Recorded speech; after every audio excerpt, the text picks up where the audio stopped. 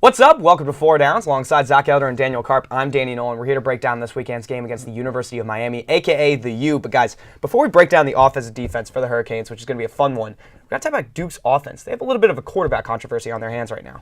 Yeah, Anthony Boone has really been struggling, especially in his last two games, throwing 7 interceptions.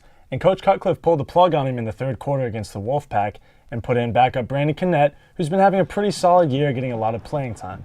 And Connett led the Blue Devils on a fourth quarter touchdown drive that, with a little help from Devon Edwards, was pretty key in the win over NC State. So on Tuesday, Cutcliffe indicated that the quarterback position, the starting role, was still open. It was still up for grabs for this weekend. So it'll be interesting to see whether Boone or Connett trots out as the starter Saturday. Yeah, the evolution of Anthony Boone this year has been a really interesting one because he played great in Duke's season opening win against NC Central, struggled a little bit before breaking his collarbone against Memphis. Then, fast forward about a month, he comes back early against Navy. He knows about 10-15 minutes before the game that he's the starting quarterback for that day, and he played great. You know, he threw for 200 yards, 3 touchdowns, and since then, he just hasn't looked the same. And Coach Cutcliffe talks about a phenomenon that might be affecting Boone right now. Coach Cutcliffe can be the first one to tell you he's not a very good golfer. But at the same time, he says the first time you go out and you play golf after you haven't played in a long time, most of the time you play great, and you don't really know why, but you feel really good about it walking away. Then the next time you pick up your clubs, you start thinking about how you can make yourself better, how you can analyze your swing, and how you did so well the last time. And thinking about it is what helps you make those mistakes. And I think that's what's been affecting Anthony Boone on the field. And so who starts on Saturday? Is it going to be Boone or Connett?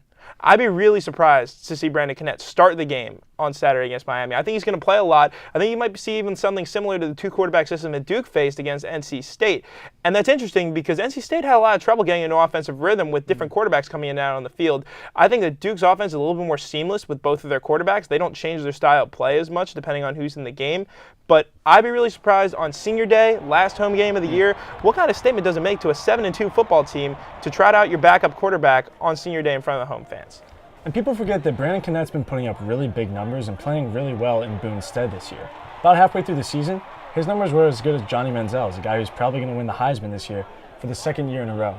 So I agree with Dan. I still think Anthony Boone's going to start, but I think Coach Cutcliffe's going to be really wary, and he might be pulling the plug earlier in the game than he did against the Wolfpack if Anthony Boone struggles. And so now they play a Miami defense that has struggled the last couple of games, but really the whole first 7 games that they played were a dominant unit. What Miami defense are we going to see in Durham this weekend? Yeah, Miami's defense looked about as good as any in the country did their first 7 games. They were an undefeated team, and they went into Tallahassee and got absolutely shellacked by Florida State. But then the real surprise was that they returned home last week to face a Virginia Tech squad that was reeling and made Logan Thomas look like the Heisman candidate some people thought he was going to be. Thomas threw 25 for 31 for 366 yards and 2 touchdowns as Miami led up 42 points at home. And really, the pass defense has just struggled so much recently.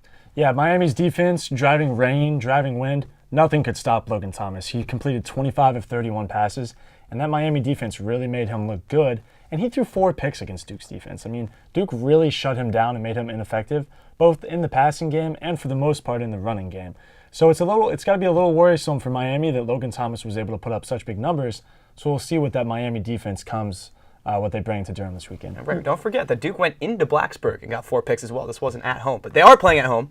And Duke's defense has really been the reason they've won the last couple of games. Talk about the quarterback controversy, talk about Miami having some troubles. Duke's defense has been quite solid as of late.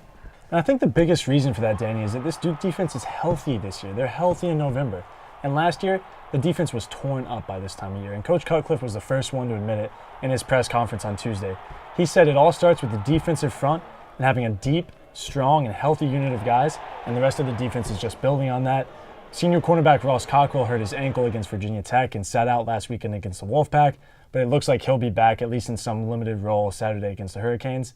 And really, this defense is healthy, and they're ready to play, and they've been playing great. I mean, this is the best Duke defense that we've seen here, I know, in our time in Durham. And I think it's the best Duke defense we've seen here in a long time, given the state of the program before we showed up. Not good.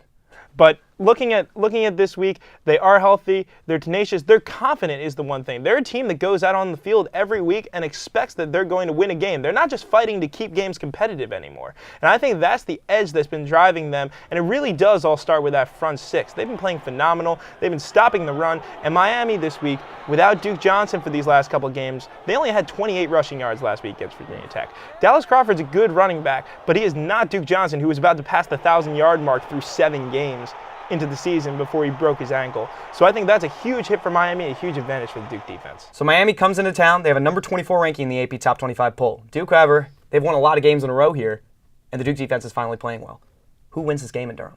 Upset special this weekend. Really? Blue Devils beat Miami 27-24 on senior day in front of the home fans at Wallace Wade Stadium. Anthony Boone wakes up, and it's going to be a statement win for this Duke program. As much as I wish I could agree with you, Dan, I just think this Miami team, despite their recent struggles, they're a good 7-2 football team, and they are probably the biggest, most athletic, and most physical team Duke's going to play all season. I just don't think the Blue Devils will be able to get it done. I've got the Hurricanes 27-21. Hurricanes Blue Devils this weekend in Wallace Wade Stadium, 3:30 on Saturday. You know we're going to be there. So for Zac Elder, Daniel Carp, I'm Danny Nolan. We'll see you guys later.